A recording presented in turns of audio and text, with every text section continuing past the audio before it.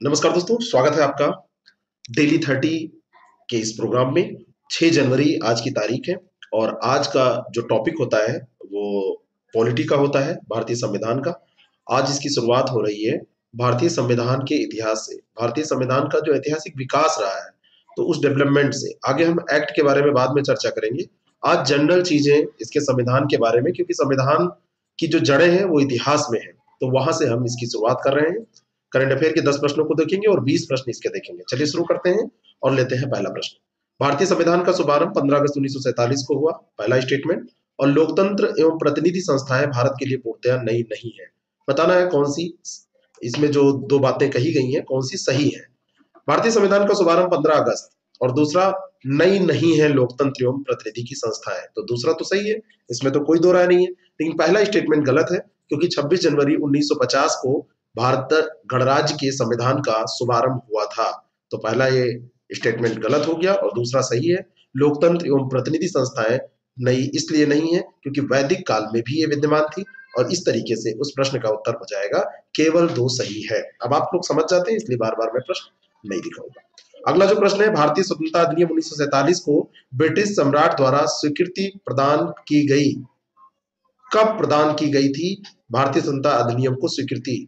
18 जुलाई 1947, 25 जुलाई, 7 जुलाई, सब 47 की डेट दी हुई है, और इस प्रश्न का सही उत्तर है 18 जुलाई 1947। माउंटबेटन 3 जून 1947 की योजना पर दोनों समुदायों द्वारा सहमति प्रदान करने के उपरांत ब्रिटिश संसद ने उक्त योजना के आधार पर भारतीय स्वतंत्रता विधेयक का प्रारूप तैयार किया, और इस विधेयक को ब्रिटिश संसद द्वारा बहुमत से पारित करके भारतीय स्वतंत्रता अधिनियम 1947 के नाम से स्थापित किया गया। 18 जुलाई 1947 को इस अधिनियम पर सम्राट द्वारा स्वीकृति प्रदान की गई थी। तो 18 जुलाई 1947 को स्वीकृति प्रदान की गई थी। इस प्रश्न का उत्तर यही हो जाएगा। चलिए मैं प्रश्न दिखा देता हूं आपको। 18 जुलाई 1947 इसका सही उत्तर हो जाएगा। अगला जो प्रश्न है, भारतीय स्वतंत्रता अधिनियम 1947 में यह उपबंध किया गया था कि किस तिथि से दो स्वतंत्र डोमिनियन स्थापित किए जाएंगे। वह तिथि आपसे पूछी जा रही है। कौन सी तिथि थी जब दो डोमिनियन की इंडिपेंडेंट डोमिनियंस की बात हो रही थी? तो इस प्रश्न का सही उत्तर है 15 अगस्त 1947, है ना। तो 15 अगस्त 1947 को ये माना, उसमें व्यवस्था की गई थी कि दो स्वतंत्र डोमिनियन स्थापित हो जाएंगे, और इनका नाम क्या था? भारत और पाकिस्तान। दो पड़ोसी देश, दो ऐसे समझ लीजिए कि देश जो जिनका मूल एक ही था, पहले भारत ही था, बाद में ये अलग हुए और सबसे बड़े दुश्मन बन गए। बंगाल तथा पंजाब के दो दो प्रांत बनाए जाने का प्रस्ताव किया गया था। पाकिस्तान को मिलने वाले क्षेत्रों को छोड़कर ब्रिटिश भारत में सम्मिलित सभी प्रांत भारत में सम्मिलित माने जाएंगे, ऐसी बात की गई थी। और पूर्वी बंगाल, पश्चिमी पंजाब, सिंध और असम का सिलहट जिला पाकिस्तान में सम्मिलित होना था, ये व्यवस्था की गई थी। तो 15 अगस्त 1947 जब भारत आजाद हुआ, उसी की डेट आपसे अलग प्रकार के एक लैंग्वेज में आपसे पूछी जा रही थी। भारतीय स्वतंत्रता अधिनियम 1947 के संबंध में निम्नलिखित तथ्यों पर विचार कीजिए। पहला है कि भारतीय स्वतंत्रता अधिनियम 1947 द्वारा भारतीय रियासतों पर महामहिम का अधिराजस्व 15 अगस्त 1947 को समाप्त हो जाएगा, ऐसा कहा गया था। और दूसरा है, प्रत्येक डोमिनियन के लिए पृथक गवर्नर जनरल होगा और उसे महामहिम द्वारा नियुक्त किया जाएगा। ये दूसरा स्टेटमेंट है। आपको बताना है कौन से सही है। दोनों के दोनों स्टेटमेंट सही है। भारत में महामहिम की सरकार का उत्तरदायित्व तथा भारतीय रियासतों का महामहिम का अधिराजस्व 15 अगस्त 1947 को समाप्त हो जाएगा, ये प्रावधान था। और प्रत्येक डोमिनियन के लिए पृथक गवर्नर जनरल होगा और उसे महामहिम द्वारा नियुक्त किया जाएगा, जो डोमिनियन की सरकार के प्रयोजनों के लिए महामहिम का प्रतिनिधित्व करेगा। भारत तथा पाकिस्तान के विधानमंडलों को कुछ विषयों पर कानून बनाने का पूर्ण अधिकार होगा, और इसमें ब्रिटिश संसद कोई हस्तक्षेप नहीं करेगी, ये पूरी बात उसमें कही गई थी। तो ये दोनों के दोनों स्टेटमेंट सही हैं। इस तरीके से सी ऑप्शन करेक्ट हो जाएगा। जब भी पढ़िए तो कंप्लीट नॉलेज लीजिए उस टॉपिक पे, जिससे कि कोई भी प्रश्न आपका गलत ना हो। बहुत सरल प्रश्न आजकल पूछे नहीं जा रहे हैं। भारतीय स्वतंत्रता अधिनियम 1947 में प्रावधान था कि शाही उपाधि से सम्राट, भारत का सम्राट, ये शब्द समाप्त हो जाएगा। और दूसरा है कि भारतीय स्वतंत्रता अधिनियम 1947 के अनुसार 14-15 जुलाई को पाकिस्तान तथा भारत दो डोमिनियनों का गठन कर दिया जाएगा। अब यहाँ पर ध्यान से इसको पढ़िए, तो पहले हम व्याख्या कर चुके हैं, और इस प्रश्न का उत्तर ये हो जाएगा केवल एक, क्योंकि दूसरा आपको पता है जुलाई नहीं 14-15 अगस्त को पाकिस्तान और भारत दो डोमिनियन गठित करने की बात की गई थी। और जो पहला स्टेटमेंट है वो सही है कि संधियों तथा अनुबंधों को रद्द किया जाना था। जितनी भी संधियां हुई थी, शाही उपाधि से भारत का सम्राट शब्द समाप्त करना था और भारतीय स्वतंत्रता अधिनियम को क्रियान्वित करने के लिए गवर्नर जनरल को अस्थायी आदेश जारी करने का आदेश भी किया गया था। और इस तरीके से इस प्रश्न का सही उत्तर हो जाएगा केवल एक, दूसरा तो गलत हो जाएगा, तो पहला सही है। नेक्स्ट क्वेश्चन, अगला जो प्रश्न है, 3 जून योजना को किस अन्य नाम से जाना जाता है? जून 3 प्लान जो है उसको किस अन्य नाम से जाना जाता है? बहुत ही सरल प्रश्न है और इसको माउंटबेटन योजना, इसी को 3 जून योजना के नाम से जाना जाता है ना। भारत के तत्कालीन वायसराय लॉर्ड लुई माउंटबेटन की अध्यक्षता में भारत और पाकिस्तान के बीच बंटवारे के प्रश्न पर कांग्रेस और मुस्लिम लीग के नेताओं के साथ एक योजना तैयार की गई थी। किसके किसके बीच? कांग्रेस और मुस्लिम लीग के नेताओं के साथ। उसे ही माउंटबेटन योजना या 3 जून प्लान भी कहा जाता है। तो दोनों नाम एक ही के हैं, ध्यान रखिएगा, 3 जून प्लान कहा जाए और चाहे माउंटबेटन योजना कहा जाए, एक ही बात कही जा रही है। अगर ऐसा प्रश्न मुख्य परीक्षा में भी आपसे पूछा जाता है और ये लिख कर दिया जाता है तो एक ही चीज लिखनी है। माउंटबेटन योजना के देश को 2 भागों भारत और पाकिस्तान विभाजित करने का परामर्श दिया गया था। यानी जो माउंटबेटन योजना थी उसमें 2 भागों में बांटा जाना था भारत को, पाकिस्तान और भारत में। 15 अगस्त 1947 को माउंटबेटन ने पाकिस्तान के लिए अलग संविधान सभा की घोषणा की थी। दोनों स्टेटमेंट देखना है कि सही है कि गलत है। तो पहला स्टेटमेंट तो बिल्कुल सही है, लेकिन दूसरा स्टेटमेंट जो दिया है 15 अगस्त 1947, वहां पर होना चाहिए 26 जुलाई 1947 को माउंटबेटन ने पाकिस्तान के लिए अलग संविधान सभा की स्थापना की घोषणा की थी। तो ये 26 जुलाई डेट याद रखिएगा, 15 अगस्त नहीं। उस दिन तो आजादी होनी थी, दोनों को बट के अलग होना था, लेकिन वहां के संविधान सभा की जो घोषणा की बात है वो 26 जुलाई को हुई थी। तो पहला ये गलत सही है, दूसरा गलत है। इस तरीके से इसका सही उत्तर क्या हो जाएगा? केवल एक। अगला जो प्रश्न है, संविधान सभा की पहली बैठक 9 दिसंबर 1946 को नई दिल्ली में हुई। ये भारत की संविधान सभा की बात हो रही है, तो 9 दिसंबर 1946 को हुई। ये सही है या गलत, इसको ध्यान देकर पढ़िए सही से। डॉक्टर सच्चिदानंद को सभा का अस्थायी अध्यक्ष निर्वाचित किया गया। तो पहला स्टेटमेंट जहां तक है वो सही है, 9 दिसंबर को हुई थी। लेकिन जो अस्थायी अध्यक्ष की बात हो रही है वो अस्थायी नहीं, अस्थायी अध्यक्ष के रूप में डॉक्टर सच्चिदानंद को चुना गया था, निर्वाचित किया गया था। 11 दिसंबर 1946 को डॉक्टर राजेंद्र प्रसाद को अस्थायी अध्यक्ष बनाया गया था। यानी कि 9 से 11 के बीच में अस्थायी अध्यक्ष डॉक्टर सच्चिदानंद रहे, उसके बाद में डॉक्टर राजेंद्र प्रसाद बन गए, जो कि भारत के राष्ट्रपति भी पहले बने, ठीक है ना, पहले राष्ट्रपति बने। और एच.सी. मुखर्जी को संविधान सभा का उपाध्यक्ष बनाया गया था। तो हो सकता है उपाध्यक्ष आपसे पूछा जाए तो एच.सी. मुखर्जी आप ध्यान में रखिएगा। तो इस प्रश्न का सही उत्तर केवल एक हो जाएगा। डॉक्टर राजेंद्र प्रसाद यहाँ पर दिया होता तो दूसरा सही होता, क्योंकि ये अस्थायी थे। तो पहला वही सही है, 9 दिसंबर 1946 को नई दिल्ली में संविधान सभा की बैठक हुई थी। नई दिल्ली भी इंपॉर्टेंट है इसमें। अगला जो प्रश्न है, 2 कथन दिए हैं। युद्धोपरांत 1945 में ब्रिटेन में आम चुनाव हुए जिसमें लिबरल पार्टी की जीत हुई। और दूसरा है कि कैबिनेट मिशन मार्च 1946 से मई 1947 तक भारत में रहा। पहला स्टेटमेंट और दूसरा स्टेटमेंट कौन सा सही है? दोनों के दोनों स्टेटमेंट यहाँ गलत है। उद्योगपरांत 1945 में ब्रिटेन में आम चुनाव हुए जिसमें लेबर पार्टी जीती थी, और यहाँ पे प्रश्न में क्या दिया हुआ है? लिबरल पार्टी यहाँ पर दिया हुआ है। तो पहला स्टेटमेंट गलत हो गया। दूसरा है कैबिनेट मिशन मार्च 1946 से मई 1947 तक भारत में रहा। तो दूसरे स्टेटमेंट पे अगर हम बात करें तो 14 मार्च 1946 को लोकसभा में इटली ने, जो प्रधानमंत्री थे, इटली के संबंध में 14 मार्च 1946 को लोकसभा में यह घोषणा की गई कि भारतीयों को स्वतंत्र होने का अधिकार है, अतः इस योजना को कार्यान्वित करने के लिए कैबिनेट मिशन भारत भेजा जाएगा। मिशन मार्च 1946 से मई 1946 तक भारत में रहा था। तो यहां पर क्या दिया हुआ है? मई 1947 तक रहा था, 47 नहीं, ये 46 में ही रहा। इतना लंबा नहीं, 1 साल 2 महीने नहीं, 1 साल 3 महीने 2 महीने नहीं, ये केवल 1 साल में ही, यानी कि 1946 में ही मार्च से मई तक रहा है, 1946 के ही मार्च से मई तक। तो पहला सही है, ये दूसरा गलत है, और इस तरीके से ए ऑप्शन इसका करेक्ट हो जाएगा, ध्यान रखिएगा। अगला जो प्रश्न है, कैबिनेट मिशन का सुझाव था कि ब्रिटिश भारतीय प्रांतों को देसी रियासतों को मिलाकर भारत संघ का गठन किया जाना चाहिए, पहला स्टेटमेंट। और दूसरा है कैबिनेट मिशन का मुख्य कार्य संविधान सभा का गठन कर भारतीयों द्वारा संविधान बनाने के कार्य को प्रारंभ करना था। यानी कैबिनेट मिशन ने सुझाव क्या दिया और उसका कार्य क्या था। तो दोनों के दोनों स्टेटमेंट ये सही है। ब्रिटिश भारतीय प्रांतों और देसी रियासतों को मिलाकर भारत संघ का गठन किया जाना चाहिए, ये सुझाव था। दूसरा है भारतीय संघ को विदेशी मामले, रक्षा और संचार साधनों की देखभाल करने और इस संदर्भ में कर लगाने का अधिकार होना चाहिए। प्रांतों को केंद्रीय विषयों को प्रांतों के केंद्रीय विषयों को छोड़कर सभी विषयों में पूर्ण स्वायत्तता मिलनी चाहिए।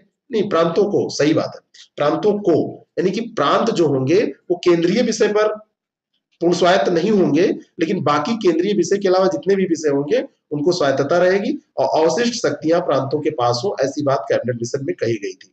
कैबिनेट मिशन का मुख्य कार्य था संविधान सभा का गठन कर भारतीयों द्वारा संविधान बनाने के कार्य को प्रारंभ करना। इस तरीके से इस प्रश्न का सही उत्तर हो जाएगा सी। पहला और दूसरा दोनों सही है। ये ऐसे मिशन है या ऐसी घटनाएं हैं जहां से प्रश्न पूछे ही जाते हैं। कब पूछा जाएगा, कब किस परीक्षा में पूछ लिया जाएगा, आपको बता के थोड़ी पूछा जाएगा, पूछने के बाद आप जान पाएंगे। और ये सब पूछे भी गए हैं प्रश्न। शिमला सम्मेलन आयोजित हुआ 25 जून से 14 जुलाई 1945, 20 से 15 जुलाई 1945, 15 जून से 14 जुलाई। क्या तिथि है, फैक्चुअल इंफॉर्मेशन है, 25 जून से 14 जुलाई 1945 तक कैबिनेट मिशन, सॉरी, ये जो प्रश्न है, यानी कि शिमला सम्मेलन, कैबिनेट मिशन नहीं, शिमला सम्मेलन, शिमला सम्मेलन 25 जून से 14 जुलाई 1945 तक बुलाया गया था, शिमला में बुलाया गया था, इसीलिए शिमला सम्मेलन कहते हैं। और इस सम्मेलन में विभिन्न राजनीतिक दलों के मत विभिन्नता के चलते किसी ठोस निर्णय पर नहीं पहुंचा जा सका था, यानी कि ये कोई रिजल्ट नहीं दे पाया था। कांग्रेस जहां इस सम्मेलन में अखंड भारत की मांग कर रही थी, मुस्लिम लीग पाकिस्तान के लिए अपनी मांग पर अड़ी रही। इसी कारण से ये अच्छे निर्णय पर नहीं पहुंच पाया था। लेकिन 25 जून से 14 जुलाई, ए ऑप्शन इसका बिल्कुल करेक्ट हो जाएगा। नेक्स्ट क्वेश्चन, अगला जो प्रश्न है, शिमला सम्मेलन में कांग्रेस प्रतिनिधिमंडल का नेतृत्व किसने किया था, किसके नेतृत्व में? तो जवाहरलाल नेहरू, अबुल कलाम आजाद, मोहम्मद अली जिन्ना। किसका? कांग्रेस प्रतिनिधिमंडल का नेतृत्व किसने किया था? और इस प्रश्न का सही उत्तर है अबुल कलाम आजाद। 25 जून 1945 में लॉर्ड वेबल द्वारा भारत के विभिन्न राजनीतिक दलों का ये सम्मेलन बुलाया गया था। चलिए एक इंफॉर्मेशन और आपको मिली, लॉर्ड वेबल के द्वारा, और इस सम्मेलन को शिमला में आयोजित किया गया था, इसलिए शिमला सम्मेलन के नाम से जाना जाता था। सम्मेलन में भाग लेने वाले प्रमुख नेता थे जवाहरलाल नेहरू, मोहम्मद अली जिन्ना, अबुल कलाम आजाद, सरदार वल्लभ भाई पटेल, खान अब्दुल गफ्फार खान, तारा सिंह, इस्माइल खान। लेकिन कांग्रेस प्रतिनिधिमंडल का नेतृत्व अगर पूछा जाएगा आपसे तो अबुल कलाम आजाद ने किया था। भाग तो इन सभी लोगों ने लिया था, लेकिन नेतृत्व प्रतिनिधिमंडल का कोई एक नेतृत्व करता होगा ना, तो इन्होंने किया था, अबुल कलाम आजाद ने। गांधी जी ने इस सम्मेलन में भाग नहीं लिया था, शिमला में वे उपस्थित थे लेकिन नहीं गए थे, नहीं मन था उनका। मुस्लिम लीग के प्रतिनिधियों के रूप में मोहम्मद अली जिन्ना ने भाग लिया था। तो इस तरीके से कांग्रेस का प्रतिनिधि आपसे पूछा जा रहा है तो ये अबुल कलाम आजाद का नाम आप याद रखेंगे। अगर पूछा जाएगा मुस्लिम लीग का प्रतिनिधि कौन था तो वो मोहम्मद अली जिन्ना हो जाएंगे। 8 अगस्त 1942 के दिन मुंबई के अखिल भारतीय कांग्रेस कमेटी ने अंग्रेजों भारत छोड़ो आंदोलन का प्रस्ताव पारित किया। पहला स्टेटमेंट है, और यह आंदोलन ऐसे समय प्रारंभ किया गया जब द्वितीय विश्व युद्ध समाप्त हो चुका था। देखिए कौन से स्टेटमेंट सही है। पहला तो बिल्कुल सही है, क्रिप्स मिशन असफल जब हो गया, भारतीय वातावरण पुनः अशांत हो गया, भारत में अंग्रेजों के विरुद्ध क्रांति की लहर जो उठी थी, तो उसमें अब कुछ ना कुछ पेट्रोल दिया जाना था ना। तो चूंकि कांग्रेस की मांगों के प्रति ब्रिटिश सरकार बिल्कुल उदासीन हो गई थी, इसीलिए आजादी की कोई संभावना भारतीयों द्वारा अब नहीं दिख रही थी। 8 अगस्त का दिन था, 1942 की बात है। मुंबई की अखिल भारतीय कांग्रेस कमेटी ने अंग्रेजों भारत छोड़ो का प्रस्ताव पारित कर दिया, और ये आंदोलन ऐसे समय प्रारंभ हुआ जब द्वितीय विश्व युद्ध जारी था, समाप्त नहीं हुआ था उस समय, और औपनिवेशिक देशों के नागरिक स्वतंत्रता के प्रति जागरूक हो रहे थे उस समय, और कई देशों में साम्राज्यवाद और उपनिवेशवाद के खिलाफ आंदोलन तेज हो रहे थे। तो अच्छा अवसर था, नेताओं ने, हमारे यहाँ के अगुवाकारों ने सोचा कि अब मत चूको चौहान, और यहीं से स्टार्ट कर दिया, और उसकी परिणति भी आजादी के तौर पर ही हुई। 1947 15 अगस्त को भारत आजाद हुआ। तो ए ऑप्शन इसका बिल्कुल करेक्ट हो जाएगा। राजगोपालाचारी फार्मूला कांग्रेस एवं मुस्लिम लीग के बीच सहयोग बढ़ाने के लिए प्रस्तुत किया गया था, पहला स्टेटमेंट। और इसमें कहा गया था कि मुस्लिम लीग भारतीय स्वतंत्रता की मांग का समर्थन करे, दूसरा स्टेटमेंट। सोचिए क्या ये दोनों बातें सही हैं? पहला स्टेटमेंट जो है वो सही है कि राजगोपालाचारी कांग्रेस तथा मुस्लिम लीग जो थी उसके बीच में सहयोग बढ़ाने के लिए 10 जुलाई 1944 को एक प्रस्ताव प्रस्तुत करते हैं, जिसे इन्हीं के नाम से राजगोपालाचारी फार्मूला कहा जाता है। यह फार्मूला अप्रत्यक्ष रूप से पृथक पाकिस्तान की अवधारणा पर आधारित था, और इसमें जो विशेषताएं थी, इसकी मुख्य चीजें जो थी वो थी कि मुस्लिम लीग भारतीय स्वतंत्रता की मांग का समर्थन करे, प्रांतों में अस्थायी सरकारों की स्थापना के कार्य में मुस्लिम लीग कांग्रेस के साथ सहयोग करे। इस प्रस्ताव को भी मुस्लिम लीग ने अस्वीकार कर दिया था और हिंदू नेताओं ने भी तीव्र आलोचना की थी। अंततः ये फार्मूला असफल साबित हुआ था, लेकिन इसके बारे में दोनों की दोनों बातें सही हैं। सी इसका सही उत्तर हो जाएगा, यानी कि दोनों बातें इसमें जो दी गई हैं वो सही है। क्वेश्चन जब भी आपके सामने आए तो ध्यान से उसको पढ़िए, तो उसका उत्तर निकालने में बहुत आसानी होती है। अगर आप हड़बड़ी में पढ़ेंगे तो गड़बड़ी हो जाएगी। क्रिप्स मिशन भारत कब आया? मार्च, जुलाई, सितंबर 1942 ही सब दिया है, किस महीने में? और इसका सही उत्तर है जो क्रिप्स मिशन था वो भारत में कब आया था? क्रिप्स मिशन भारत में मार्च 1942 में आया था। स्टेफोर्ड क्रिप्स जो वामपंथी लेबर दल के सदस्य थे, जिन्होंने भारतीय राष्ट्रीय आंदोलन का सक्रिय समर्थन किया था, तो ये लेबर दल याद रखिएगा, लेबर पार्टी। क्रिप्स मिशन की अध्यक्षता इन्होंने ही की थी। द्वितीय विश्व युद्ध में भारत की ओर से ब्रिटिशों को पूर्ण समर्थन पाने के लिए ये क्रिप्स मिशन लाया गया था। द्वितीय विश्व युद्ध के निर्णायक दौर में पहुंचने के समय ब्रिटिश शासन द्वारा यह अनुभव किया जाने लगा कि भारतीयों द्वारा स्वेच्छा से दिया गया जो सहयोग है अधिक मूल्यवान होगा, है ना?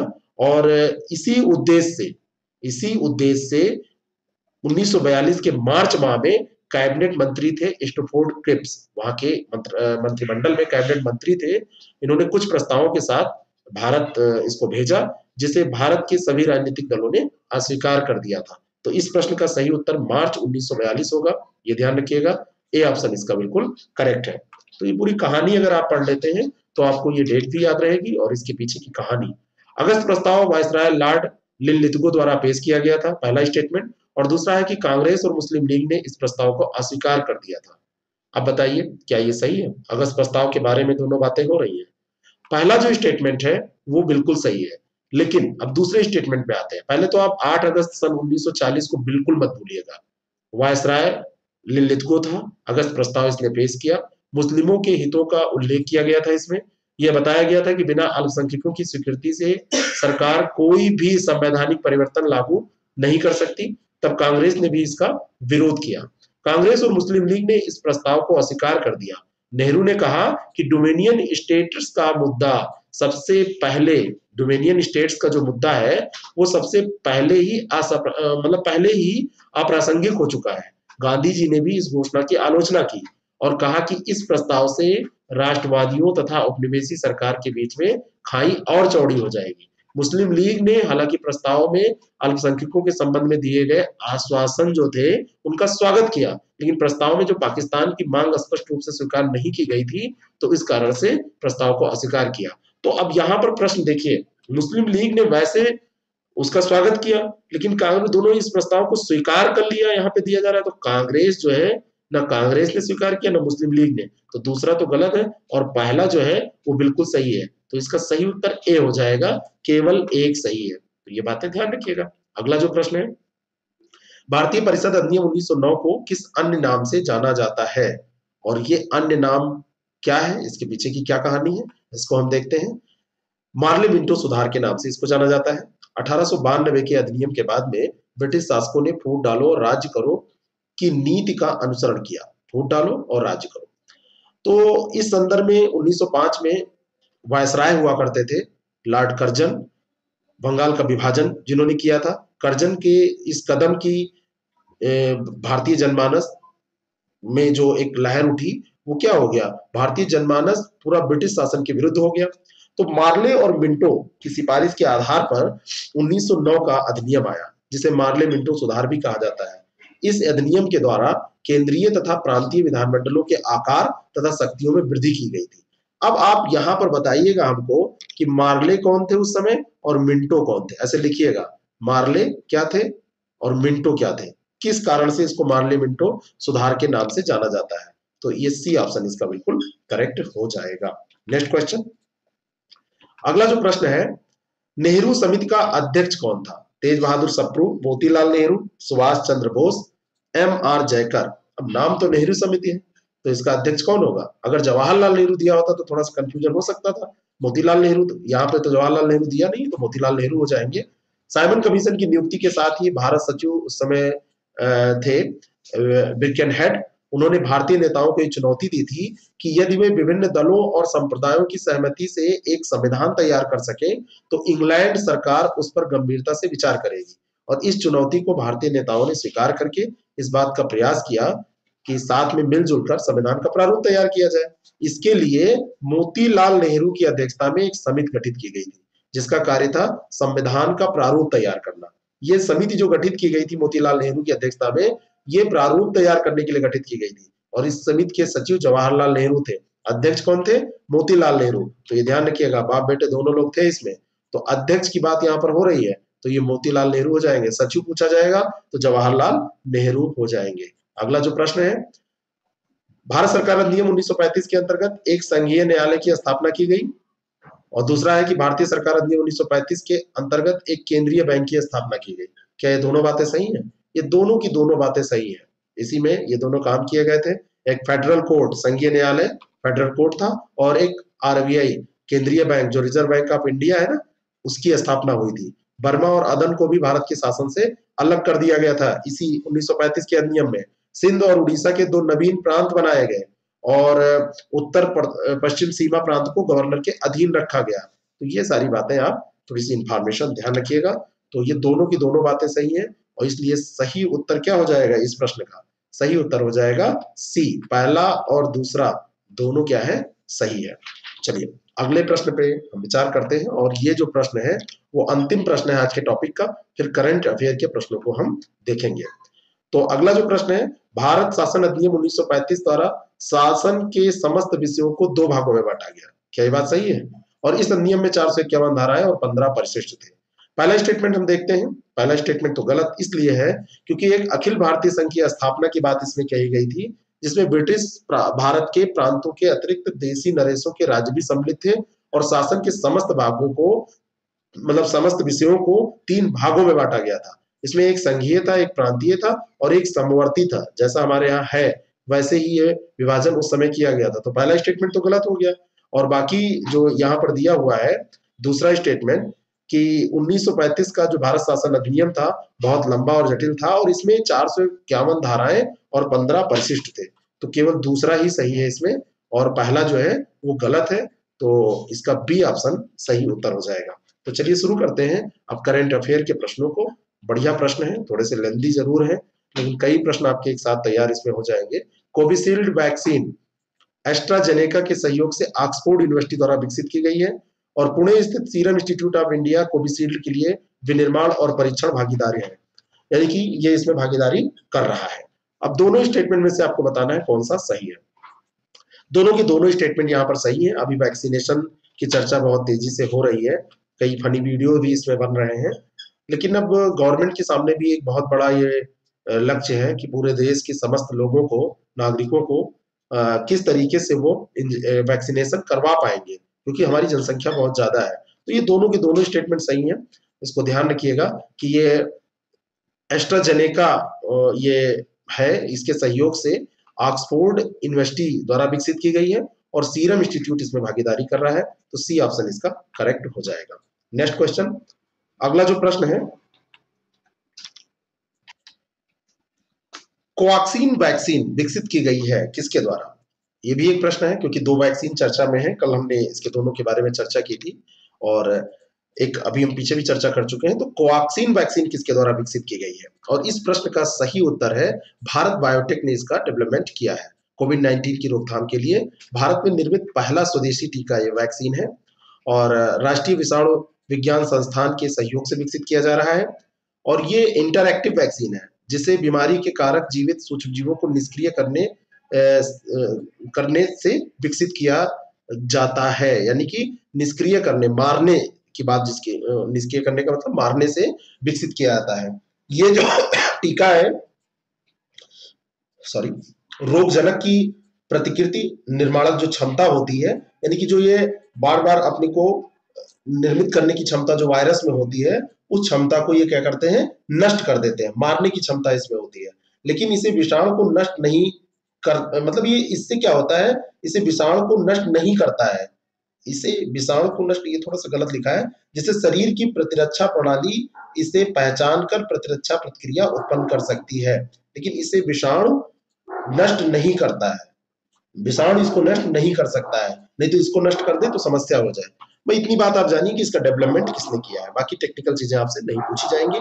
तो इसका सही उत्तर हो जाएगा भारत बायोटेक। अगला जो प्रश्न है, नेक्स्ट क्वेश्चन,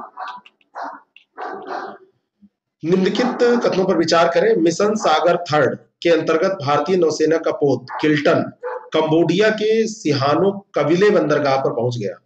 और दूसरा स्टेटमेंट है, भारतीय नौसैनिक जहाज कंबोडिया के बाढ़ प्रभावित लोगों के लिए 2000 टन मानवीय सहायता और आपदा राहत सामग्री लेकर पहुंचा है। ये प्रश्न आपसे बिल्कुल पूछा जाएगा करंट अफेयर में, इसकी इंफॉर्मेशन बहुत इंपॉर्टेंट है। और ये दोनों की दोनों बातें जो दी हुई हैं, इसमें से पहला तो सही है, लेकिन दूसरा इसलिए गलत है क्योंकि ये 15 टन सामग्री लेकर गया है, 2000 टन लेकर नहीं गया है। और लेकिन पहुंचा कहाँ है, इसका नाम क्या है, ये दोनों चीजें इंपॉर्टेंट है। कंबोडिया के सिहानो कबीले बंदरगाह, तो आपसे पूछा जा सकता है सिहानो कबीले बंदरगाह कहाँ है और इस नौसेना पोत का नाम क्या है, किल्टन। तो ये दोनों बातें आप ध्यान में रखिएगा। तो पहला स्टेटमेंट इसका सही है, दूसरा गलत है, 2000 टन नहीं 15 टन। तो अगला प्रश्न हम देखते हैं। नेक्स्ट जो क्वेश्चन है, बूटा सिंह के बारे में सत्य कथन आप बताइए। 2 जनवरी 2021 को इनका 86 वर्ष की आयु में निधन हो गया। ये राजस्थान के 4 बार सांसद रह चुके थे। 2007 से 2010 के बीच में राष्ट्रीय अनुसूचित जाति आयोग के अध्यक्ष रहे। बताइए कौन सा इसमें सत्य है। तो इनके बारे में ये सभी कथन सही हैं। 2021 2 जनवरी को इनका निधन हुआ है और गृह मंत्री, केंद्रीय गृह मंत्री के रूप में इन्होंने कार्य किया राजीव गांधी सरकार में। राजस्थान से 4 बार ये सांसद रहे। 95 से 96 के बीच में केंद्रीय उपभोक्ता मामलों के मंत्री रहे। नागरिक आपूर्ति और सार्वजनिक वितरण विभाग इनके पास रहा। 2007 से 10 तक केंद्रीय अनुसूचित जाति आयोग के अध्यक्ष रहे। 2004 से 6 के बीच में बिहार के राज्यपाल भी बूटा सिंह रहे हैं। तो इनके बारे में सारे कथन सही है। अगला जो प्रश्न है, डिब्रू सखोवा राष्ट्रीय उद्यान के बारे में सत्य कथन बताना है। यह असम में ब्रह्मपुत्र नदी के दक्षिण तट पर अवस्थित है। दूसरा है, यह उत्तर पूर्वी भारत का सबसे बड़ा अनूप वन है। और तीसरा है, यह वर्ल्ड लाइफ इंटरनेशनल द्वारा अधिसूचित महत्वपूर्ण बर्ड एरिया के रूप में चिन्हित किया गया है। ये 3 स्टेटमेंट आपके सामने हैं और ये तीनों की तीनों स्टेटमेंट सही है। असम के ब्रह्मपुत्र नदी के दक्षिण तट पर स्थित है और यह स्वैम्प फॉरेस्ट है, अनूप वन है और वर्ल्ड लाइफ इंटरनेशनल द्वारा अधिसूचित किया गया है। दुर्लभ सफेद पंखों वाले जंगली बतखों के साथ साथ जंगली घोड़ों के लिए प्रसिद्ध है। अर्ध सदाबहार वन, पर्णपाती वन, चित्तीदार और दलदली वन, आर्द्र सदाबहार वन यहाँ पर पाए जाते हैं। यहाँ की प्राकृतिक वनस्पति ऐसी है। और मगुरी मोटापुंग आर्द्र भूमि इस अभ्यारण्य का एक हिस्सा है। तो आपसे पूछा जाए मगुरी मोटापुंग आर्द्र भूमि कहाँ पर है, तो मधुरी मोटापुंग जो आर्द्र भूमि है ये यहीं पर पाई जाती है।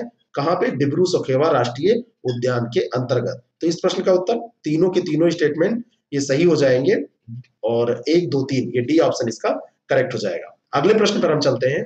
अगला प्रश्न है कि हाल ही में केंद्रीय मंत्रिमंडल द्वारा कृष्णापट्टनम और तुमकुर में औद्योगिक गलियारा नोट्स को स्वीकृति प्रदान की गई। कहां पर, कृष्णापट्टनम और तुमकुर, ये औद्योगिक गलियारा नोट्स यहाँ पर स्वीकृत किया गया है।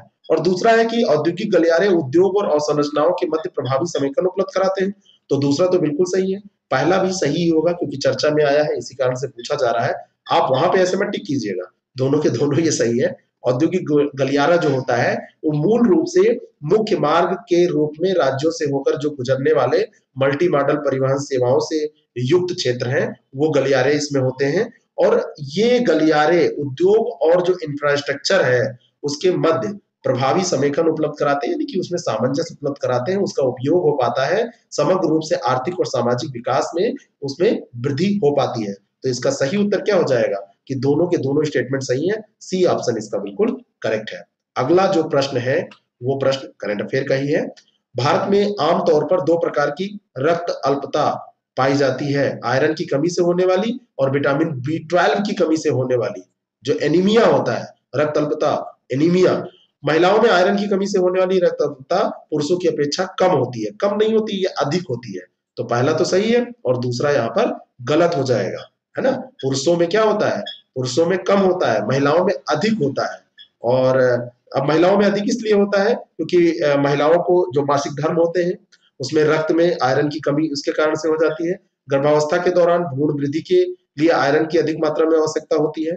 आहार में चावल और गेहूं पर अधिक निर्भरता के कारण मोटे अनाजों की मात्रा में कमी और हरी और पत्तेदार सब्जियों का अपर्याप्त जो सेवन होता है, इस कम पोषण वाले जो तत्व खाए जाते हैं, इस कारण से एनीमिया होता है। तो अगर आपको एनीमिया से बचना है तो आप पालक खाइए, पत्तेदार सब्जियां खाइए, है ना, आयरन वाली चीजें खाइए, है ना। और भारत में एनीमिया बहुत बड़ी समस्या है, तो केवल एक इसमें सही है, दूसरा गलत है। 31 दिसंबर 2020 को किस पूर्व हॉकी खिलाड़ी का निधन हुआ? तो 31 दिसंबर साल के जाते जाते हुआ है, अंतिम दिन हुआ है, इस कारण से ये इंपॉर्टेंट है। और वो हॉकी खिलाड़ी थे माइकल कोंडो। हॉकी के पूर्व खिलाड़ी 31 दिसंबर 2020 को ये दिवंगत हुए। म्यूनिक ओलंपिक में कांस्य पदक जीता था इन्होंने, और 1975 में वर्ल्ड कप की विजेता रही भारतीय टीम के सदस्य ये रह चुके थे, माइकल कोंडो। तो माइकल कोंडो का नाम इस कारण से इंपॉर्टेंट है, 31 दिसंबर 2020 को ये नहीं रहे। अगला जो प्रश्न है, नेक्स्ट क्वेश्चन, निम्नलिखित कथनों पर विचार करें। 31 दिसंबर 2020 को कृषि और किसान कल्याण मंत्री नरेंद्र सिंह तोमर ने नई दिल्ली में वर्चुअल एग्री हैकाथॉन 2020 का उद्घाटन किया। पहला स्टेटमेंट सही है। यह हैकाथॉन कृषि मशीनीकरण, खाद्य प्रौद्योगिकी, आपूर्ति श्रृंखला, हरित ऊर्जा और कचरे पर ध्यान केंद्रित करेगा। ये दोनों के दोनों स्टेटमेंट सही है। यहाँ पर आपको ध्यान में ये रखना है कि जो कृषि मंत्री है वो कौन है, और वर्चुअल एग्री हैकाथॉन 2020 ये कहां पर आयोजित हुआ है? तो नई दिल्ली में।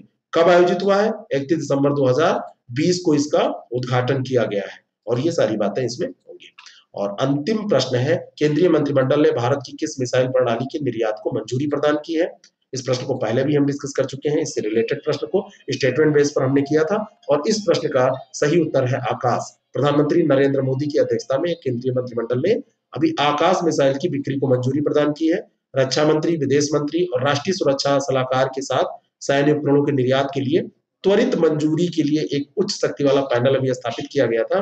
उसी में भारत सरकार ने 2024 तक 5 बिलियन अमेरिकी डॉलर के रक्षा निर्यात का लक्ष्य रखा, और उसी के अंतर्गत आकाश जो मिसाइल है प्रणाली, मिसाइल प्रणाली है, इसके बिक्री को मंजूरी प्रदान की गई है। अगर आप जीआईसी लेक्चरर या एग्रीकल्चर सर्विसेज का एग्जाम दे रहे हैं तो आप हमको कांटेक्ट कर सकते हैं 6307281212 पर, जीएस के कोर्स के लिए, टेस्ट सीरीज के लिए, और आगामी आरओ, यूपी पीसीएस परीक्षा की जितनी भी कोई भी परीक्षा यूपी कमीशन के द्वारा होगी, उसके बारे में कोई भी टेस्ट सीरीज मटेरियल के लिए आप हमसे 6307281212 पर व्हाट्सएप करिए, उससे जुड़ जाइए।